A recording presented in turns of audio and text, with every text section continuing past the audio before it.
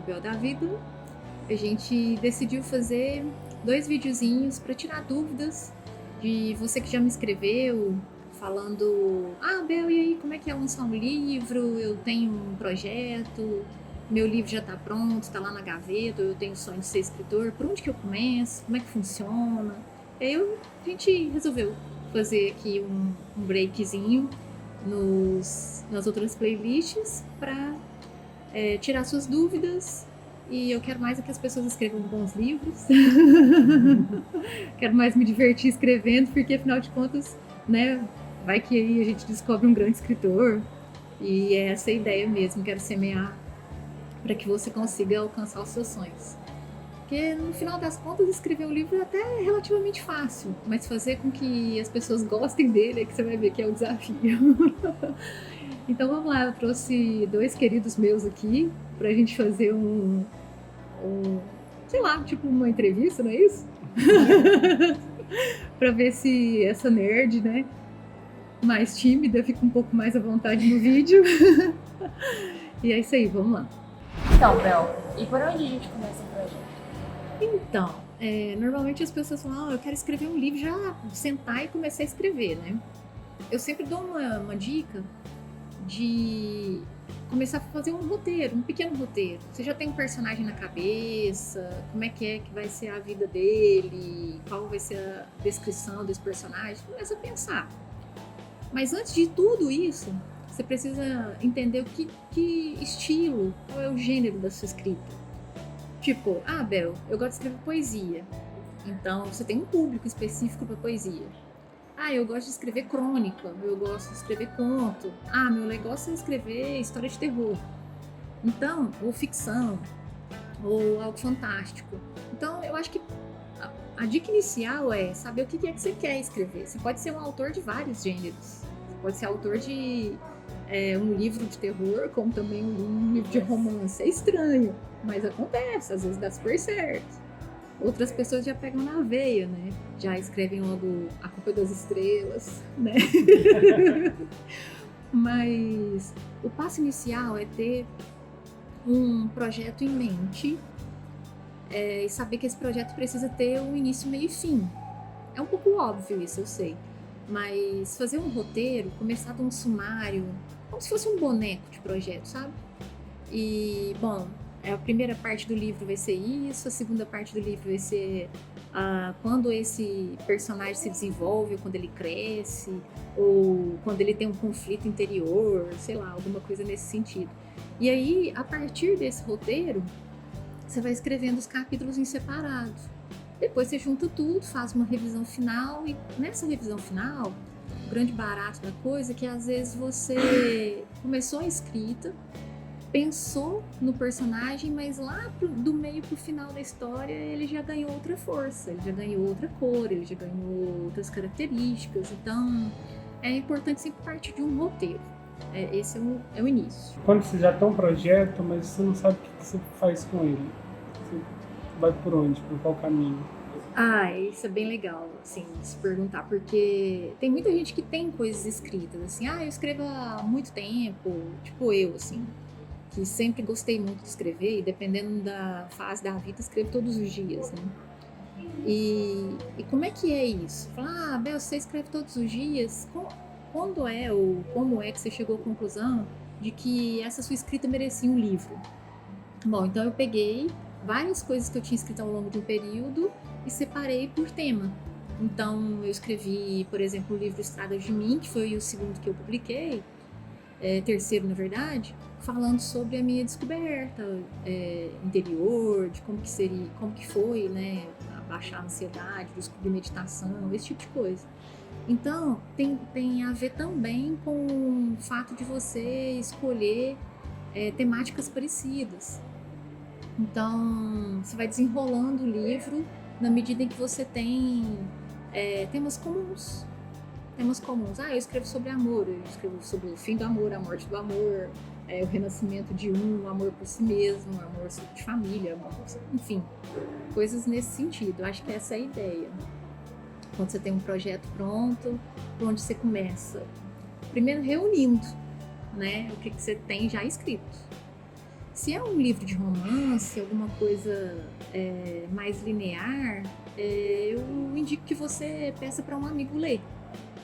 Para ele ver se faz algum sentido, se a história tá bacana, tal. Não é um revisor, mas um amigo chegado seu, um brother, sei lá, uma sister, que queira e que goste da sua escrita primeiramente, tem que admirar a sua escrita, tem que gostar do que tá lendo, porque a leitura precisa ser fluida, ela precisa prender, né, o leitor, e é nisso que é a coisa mais difícil, assim, que eu acho de um projeto. Mais alguma coisa, gente? Muitas coisas. Nossa, tem muitas coisas sim. A didática nesse processo, como é que ocorre? Olha, tem muita gente que se confunde um pouco, assim, no sentido de querer escrever um livro e não saber muito o gênero, né? A gente separa muito os gêneros literários porque, assim, existem livros que são considerados didáticos, livros pedagógicos, o objetivo formal é servir como estudo base para alguém. Mas quando você vai escrever outro gênero, que não seja didático, por exemplo, um livro científico ele já tem que passar por outras bases. Ele tem que ter um corpo editorial, ele tem que ter revisores. Esse corpo editorial é aquele grupo de pessoas, né, um grupo de, às vezes, professores ou de especialistas na área que vão ler o livro, vão te dar um parecer de se aquele livro tem conceitos atualizados, se a ideia do livro ou os capítulos fazem sentido, se estão concatenados, né, ligados entre si, e vão te dar a ideia de repente, reformular, rever a ordem dos capítulos. É isso que a gente faz quando você tem um projeto científico. Agora, um projeto literário, que é o que eu tenho falado desde o início, né? Você vai escrever um romance, você vai escrever um livro de crônicas, uma seleção de poemas, aí você já não tem que ter essa preocupação, né? A preocupação é só com relação aos direitos autorais e a ideia é você ter uma boa diagramação e uma boa capa, mas eu vou falar disso daqui a pouco. E qual é a dica que você tem pra gente em relação aos direitos autorais? Olha, tem autores que são independentes e que preferem não registrar o livro logo de cara. Então, eles fazem umas edições mais caseiras, num PDF ou num EPUB, e tentam primeiro a ideia do livro numa plataforma virtual, tipo Amazon, por exemplo. E aí, se o livro tiver aquela pegada bacana, ele sentir que tem condições, ele vai, registra, ou ele procura uma editora. Qual que é a importância de se ter um ISBN ou de se ter esse registro na Biblioteca Nacional? Na verdade, é isso mesmo. O ISBN é um registro que se faz hoje na Biblioteca Nacional. Então, registra o nome do livro, né? Registra o gênero literário, do que se trata, quais são as palavras-chave. Então, é romance, é terror, é suspense, enfim, é autoajuda, que hoje em dia muita gente que escreve sobre isso, inclusive as pessoas acham que eu escrevo sobre autoajuda, mas na realidade não é isso. Mas enfim, dê o nome que der, fica lá registrado na Biblioteca Nacional e você precisa ser citado quando alguém faz algum tipo de... pega uma frase de um livro seu, pega um trecho de um livro seu, você precisa ser citado, porque isso fere os direitos autorais. Se você tem um registro, se você tem esse ISBN, você pode, inclusive, buscar juridicamente um ressarcimento. Agora, se você não tem registro, pode ser que, infelizmente, em dias atuais, né, com internet e tudo, que o seu projeto ganhe outros rumos, né? A gente sabe que tem clubes de livros que trocam PDFs, que às vezes trocam EPUBs, né? Não tem problema nenhum, desde que você tenha crédito, né? Que você dê crédito para o autor. Então, em termos de direitos autorais, ISBN é muito bacana, registrar o projeto é muito bacana, porque ele te dá condições de cobrar juridicamente se alguém intentar contra a sua obra, né? Mas existe uma questão que eu devo colocar para vocês que vão começar agora. Se você colocar um ISBN, se você registrar na Biblioteca Nacional com o seu nome, Pode ser que algumas editoras, no futuro, você queira repassar, né, essa obra para uma editora, publicar, imprimir para você. Algumas delas não gostam de ISBN pronto. Elas preferem retirar o ISBN com a própria marca, com o próprio nome. Então, essa situação acaba ficando um pouco complicada porque a pessoa quer vender, quer fazer com que ganhe outro caminho, né, esse livro, e a editora acaba vetando. Então isso depende muito, depende do que você quer com o seu projeto. Se você vai começar, se você quer sentir a vibe dos seus leitores primeiro, eu indicaria que você começasse numa plataforma, mas logo a gente vai falar sobre isso. Tá. E em relação à capa e à diagramação? Isso é uma dica muito bacana, Cabinha, meu bem, muito bacana. Que é o seguinte, normal, vou fazer uma comparação um tanto quanto estranha. Quando a gente vai numa padaria, normalmente nem sempre o doce mais gostoso é o mais bonito, né? Mas pelo menos chama mais atenção, então a capa tem que chamar atenção. A primeira coisa que eu digo é que você tem que ter um diagramador, um editor que seja perspicaz nisso, que ele tenha lido ou pelo menos o primeiro capítulo, ou um prefácio, se você quer fazer prefácio, porque não é obrigatório, tá, gente? É importante dizer isso. Depois vou dar outras dicas também lá no segundo videozinho, falar sobre as etapas e como divulgar também, mas voltando à história da capa, o cara tem que centralizar, assim, a essência do seu livro, do seu personagem, se é que ele tem um personagem, e a diagramação tem que ser um pouco maior. Por que eu digo diagramação maior? Às vezes você tem um livro que, para fazer economia, o diagramador colocou a letra desse tamanhozinho e o espaço muito juntinho, né? Colocou espaçamento simples, por exemplo, né? Uma formatação. A diagramação é uma formatação, né? E aí o livro acaba ficando enfadonho, cansativo.